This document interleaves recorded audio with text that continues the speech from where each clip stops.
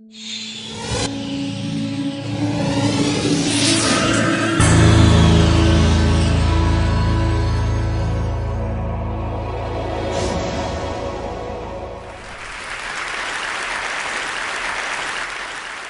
grew up in a very small village in Canada, and I'm an undiagnosed dyslexic. I had a really hard time in school. In fact, my mother told me eventually that I was the little kid in the village who cried all the way to school. I ran away. I left when I was 25 years old to go to Bali. And there I met my incredible wife, Cynthia, and together over 20 years we built an amazing jewelry business. It was a fairy tale. And then we retired. Then she took me to see a film that I really didn't want to see. It ruined my life. The Inconvenient Truth and Mr. Gore. I have 4 kids. And even if part of what he says is true, they're not going to have the life that I had.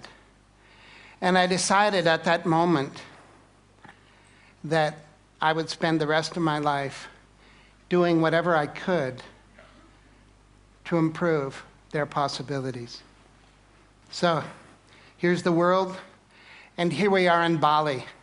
It's a tiny little island, 60 miles by 90 miles. It has an intact Hindu culture. Cynthia and I were there. We had had a wonderful life there, and we decided to do something unusual. We decided to give back locally.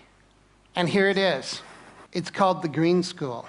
I know it doesn't look like a school, but it is something we decided to do, and it is extremely, extremely green.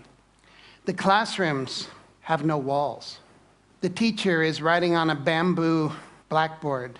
The desks are not square. At Green School, the children are smiling. An unusual thing for school, especially for me. And we practice holism. And for me, it's just the idea that if this little girl graduates as a whole person, chances are she'll demand a whole world to live on. Our children spend 181 days going to school in a box. The people that built my school also built the prison and the insane asylum out of the same materials. So if this gentleman had have had a holistic education, would he be sitting there? Would he have had more possibilities in his life? The classrooms have natural light. They're beautiful. They're bamboo. The breeze passes through them. And when the natural breeze isn't enough, the kids deploy bubbles, but not the kind of bubbles you know. These bubbles are made from natural cotton and rubber from the rubber tree. So we basically turned the box into a bubble. And these kids know that painless climate control may not be part of their future. We pay the bill at the end of the month, but the people that are really going to pay the bill are our grandchildren. We have to teach the kids that the world is not indestructible. These kids did a little graffiti on their desks, and then they signed up for 2 extra courses. The first one was called sanding, and the second one was called re-waxing. But since that happened, they own those desks. They know they can control their world. We're on the grid, we're not proud of it. But an amazing alternative energy company in Paris is taking us off the grid with solar. And this thing is the second vortex to be built in the world. In a 2.5-meter drop on our river, when the turbine drops in, it will produce 8,000 watts of electricity day and night. And you know what these are. There's nowhere to flush. And as long as we're taking our waste and mixing it with a huge amount of water, you're all really smart, just do the math. How many people times how much water? There isn't enough water. These are compost toilets. And nobody at the school wanted to know about them, especially the principal. And they work. People use them. People are okay. It's something you should think about doing. Not many things didn't work. The beautiful canvas and rubber skylights got eaten by the sun in 6 months. We had to replace them with recyclable plastic. The teachers dragged giant PVC whiteboards into the classrooms. So we had some good ideas. We took old automobile windshields, put paper behind them, and created the first alternative to the whiteboard. Green School sits in South Central Bali, and it's on 20 acres of rolling garden. There's an amazing river traveling through it, and you can see there how we managed to get across the river.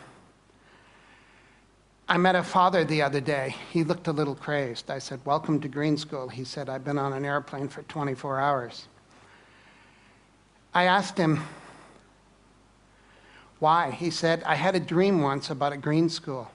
And I saw a picture of this green school. I got on an airplane. In August, I'm bringing my sons." This was a great thing. But more than that, people are building green houses around Green School so their kids can walk to school on the paths. And people are bringing their green industries, hopefully their green restaurants, to the Green School. It's becoming a community. It's becoming a green model. We had to look at everything. No petrochemicals in the pavement. No pavement. These are volcanic stones laid by hand. There are no sidewalks. The sidewalks are gravel. They flood when it rains, but they're green. This is the school buffalo. He's planning to eat that fence for dinner. All the fences at Green School are green. And when the kindergarten kids recently moved their gate, they found out the fence was made out of tapioca. They took the tapioca roots up to the kitchen, sliced them thinly, and made delicious chips. Landscaping. We managed to keep the garden that was there running right up to the edge of each of the classrooms. We dropped them gently in. We made space for these guys, who are Bali's last black pigs.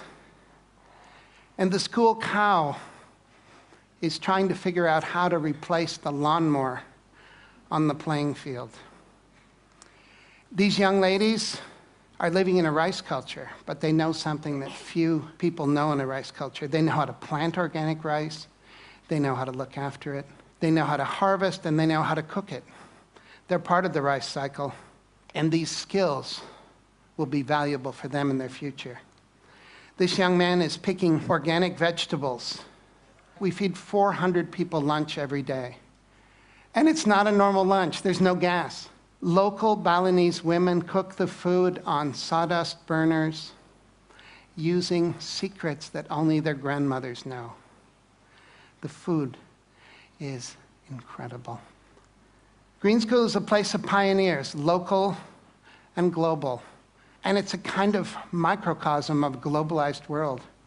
The kids are from 25 countries. When I see them together, I know that they're working out how to live in the future. Green School is going into its 3rd year with 160 children. It's a school where you do learn reading, one of my favorites, writing, I was bad at it, arithmetic, but you also learn other things. You learn bamboo building. You practice ancient Balinese arts. This is called mud wrestling in the rice fields. The kids love it. The mothers aren't quite convinced. We've done a lot of outrageous things in our lives, and we said, okay, local, what does local mean? Local means that 20% of the population of the school has to be Balinese. And this was a really big commitment, and we were right. And people are coming forward from all over the world to support the Balinese Scholarship Fund, because these kids will be Bali's next green leaders. The teachers are as diverse as the student body, and the amazing thing is that volunteers are popping up. A man came from Java with a new kind of organic agriculture. A woman came from Africa with music. And together, these volunteers and the teachers are deeply committed to creating a new generation of global green leaders. The green school effect, we don't know what it is. We need someone to come and study it. But what's happening, our learning different kids, dyslexic, we've renamed them prolexic, are doing really well in these beautiful, beautiful classrooms. And all the kids are thriving. And how did we do all this? On giant grass. It's bamboo. It comes out of the ground like a train. It grows as high as a coconut tree in 2 months. And 3 years later, it can be harvested to build buildings like this. It's as strong and dense as teak, and it will hold up any roof. When the architects came, they brought us these things. And you've probably seen things like this. The yellow box was called the administration complex. We squashed it, we rethought it, but mainly we renamed it the heart of school. And that changed everything forever. It's a double helix. It has administrators in it and many, many other things. And the problem of building it, when the Balinese workers saw long reams of plans, they looked at them and said, what's this? So we built big models. We had them engineered by the engineers. And Balinese carpenters like this measured them with their bamboo rulers, selected the bamboo, and built the buildings using age-old techniques, mostly by hand. It was chaos. And the Balinese carpenters want to be as modern as we do, so they used metal scaffolding to build the bamboo building. And when the scaffolding came down, we realized that we had a cathedral to green, and a cathedral to green education. The heart of school has 7 kilometers of bamboo in it. From the time the foundations were finished, in 3 months, it had roofs and floors. It may not be the biggest bamboo building in the world, but many people believe that it's the most beautiful. Is this doable in your community? We believe it is. Green School is a model we built for the world. It's a model we built for Bali. And you just have to follow these simple, simple rules. Be local, let the environment lead, and think about how your grandchildren might build. So, Mr. Gore, thank you. You ruined my life, but you gave me an incredible future. And if you're interested in being involved in finishing Green School and building the next 50 around the world, please come and see us. Thank you.